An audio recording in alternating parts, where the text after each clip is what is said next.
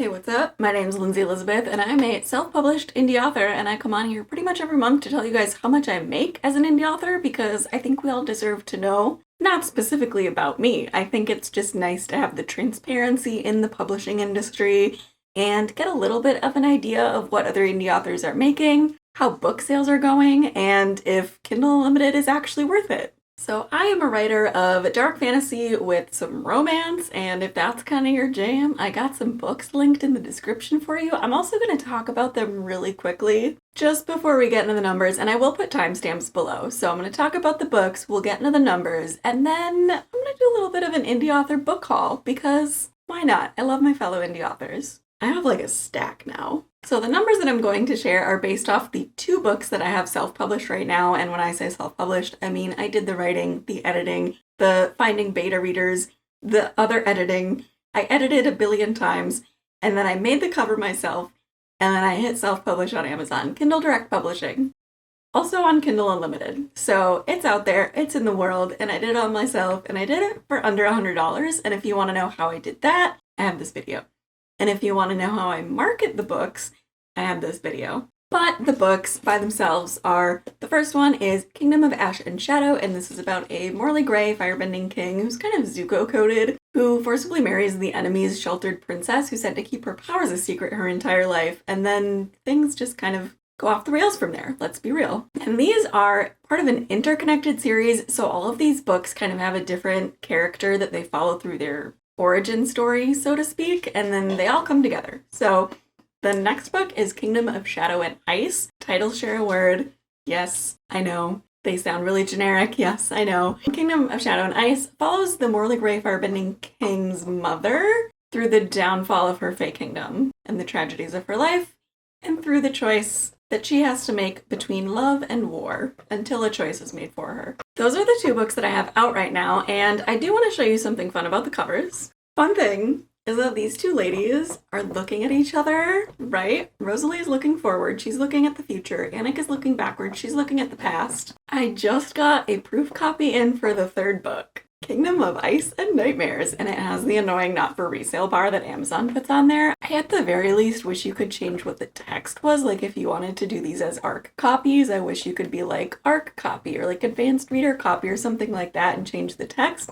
But alas, Amazon likes to gyp indie authors a little bit. But yeah, Genesis is staring straight at you because she is a seer, and if you notice, she's blind. She's got the fogged vision, kind of like Toph from Avatar: The Last Airbender. So this is the first YouTube video that this book is ever going to be in. Congratulations if you're watching this, it's a historical moment for me. And Genesis is the blind seer that she brings these stories together. She's part of the reason why these stories come together.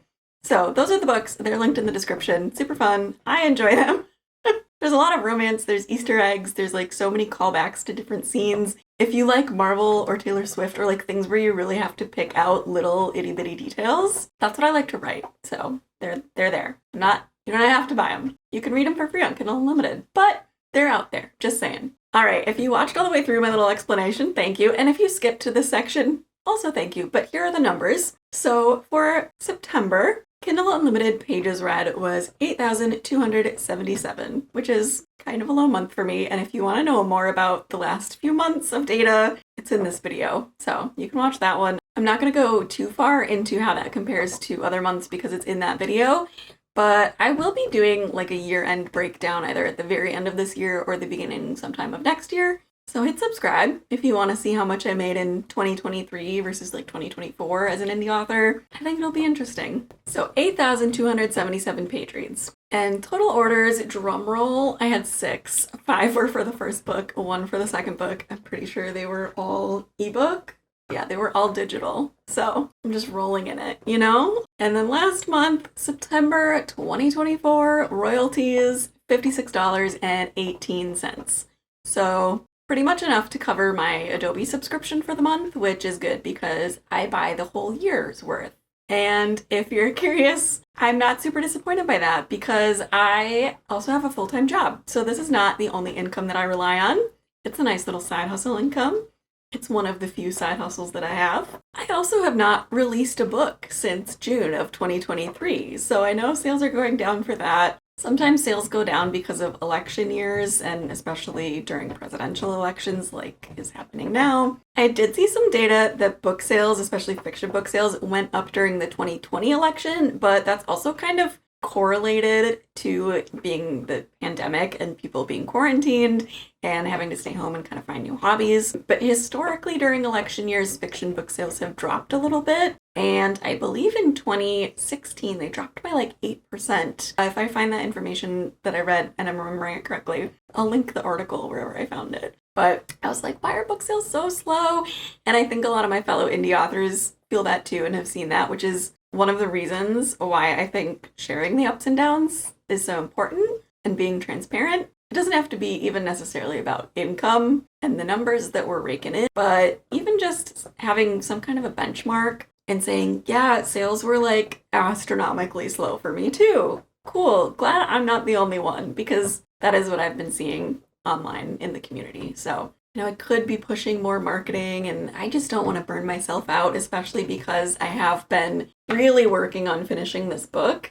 And if you're looking at this and you're like, that's a thick book, it's formatted very poorly so that I can write in the margins. You see it in my viewfinder? It's formatted so that the margins are quite large so that I can write in them. And it ended up being about 132,000 words, which is a little bit bigger than Kingdom of Ash and Shadows. So I think by the end of formatting, it'll be about half this size. A little bit bigger than this one. We'll see. All right, and if you're here for the book haul, thank you. I really appreciate it, and I'll link the indie author books that I talk about in this video below in case you want to check them out too. I just know as a self-published author, it like makes my day when somebody orders my book and I see the little KDP stats go up and I'm like, somebody's reading it. I hope they enjoy it. I just get so excited. Yeah, let's talk indie author books. Book haul, let's go. So I did get a few books. And I think I got these over the course of a few months. It's just kind of whenever I have like disposable income. If my books are doing really well, I tend to buy more books just to kind of give back to the community. But I'll show you the book and read you the blurb, and they will be linked below in case you're interested. So the first one I'm going to show you is Riftbringer by Adrian Rennick, and I'm showing it to you first because I'm actively currently reading it. You can see my little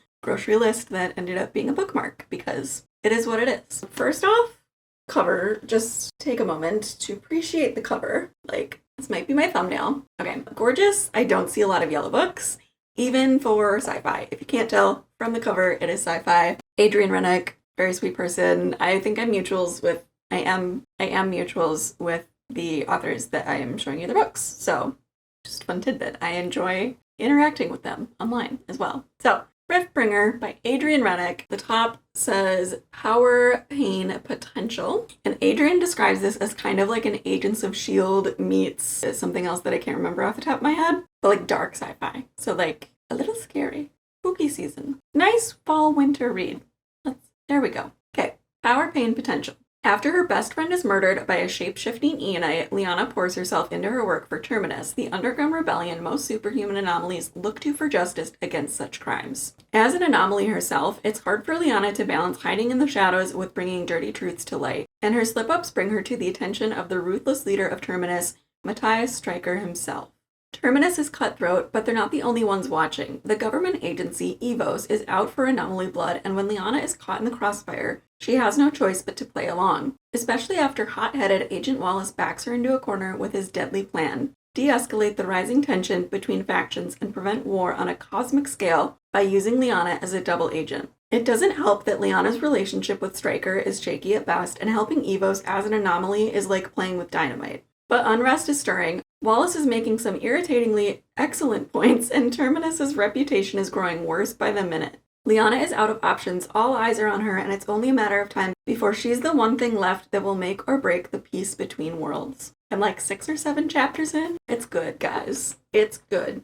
Oh, I just stopped at 8. So 7 full chapters in. Chapter 6, the body bag scene. You know, it's fabulous. It's fabulous. Check it out. Just add that to my stack of books. Okay. The next indie author book I got is The Elemental Project by Cassie Corbin. I love if you know about like alchemic symbols. If you know about alchemy, you know that this would be water and earth, air and earth. Yeah, I was right. So if you know the alchemy symbols, this is for air and this is for earth, which I absolutely love. And bonus points for the design of this. It has like a purple spine, which is so fun. I feel like it just pops out on your bookshelf. It is brand spanking new. But now I'll read you the blurb. After years of preparation, Guardian Lucas Sawyer was given his first assignment: protect the four angelic elementals and convince them to create the Philosopher's Stone. Looking at you, Harry Potter fans. According to the prophecy left by medieval alchemist Dr. John Dee, the angels he communicated with, this generation of elementals would be the deadliest yet. Lucas has always feared them, but when he met the earth elemental Vita, I like it, okay, Vita, everything changed. He started to question the intentions of his leaders and the entire community of Alondo, pronunciation TBD. After uncovering impossible secrets left by John Dee, Lucas began to wonder who the real monsters were. The elementals or the humans sworn to protect them. I feel like this would also be, like, I don't think it's as dark from what I know about Cassie's marketing. There's got some romance in it. Also, Riftbringer has some romance, in case anyone was wondering. Agent Wallace. But I know that from Cassie's marketing that this is just like a lot of found family and like not as scary or like creepy. But the real monsters, that's a good question. Okay, last book I got now is very special because this cover will not be for sale anymore. Got Corrupted Tides by S.M. Campbell. And this is an Eldritch Depths. He can correct me. Oh, it says Eldritch Depths Book 1, so that's the series. He describes it as a dark ocean punk fantasy, which is a lot of words. Because he says something about like, it's a dark ocean punk fantasy, Eldritch Depths. Here's the book Corrupted Tides. And I'm like, whoa, that's a mouthful. Congrats, S.M. Campbell, for memorizing that. Anyways, super cool character art, but he's getting new cover art, character art on the cover. Super cool. But the new cover, I'll link his TikTok announcing it because it's a good TikTok. Okay. Corrupted Tides blurb. Centuries ago, the gods of earth and sea went to war and ravaged the worlds of humans. Now the oceans have swelled and humans have made their homes on floating cities using precious sea glass as the key to their survival, while oceanids reign supreme beneath the waves. Viola is one of those humans fighting every day for control in this brutal world as a blue lady, capitalized, and prize fighter. But when a strange corruption seeps through the waters of the planks, Viola, we're going with Viola. Viola must find allies in an unlikely group to help the people she loves. Nario is a master thief, making his way on wits, charm, and luck until a secret cult recruits him for a mysterious mission. Now he must travel to the planks for what may be his most dangerous heist yet, to retrieve the ancient object. But he may get more than he bargained for. Something is coming and it threatens the existence of all. When the moon rises, the seas will change and nothing will ever be the same. Welcome to the world of the swell. Welcome to Corrupted Tides. Okay, that's what I got. Indie author books. If you liked anything in this video, could you let me know in the comments what you want to see more of? If you want to know more about indie author income, marketing, book sales, indie author book hauls, anything about being an indie author, let me know in the comments. I would love to hear from you guys. And I think that wraps up this video. So I will see you in the next one. Bye.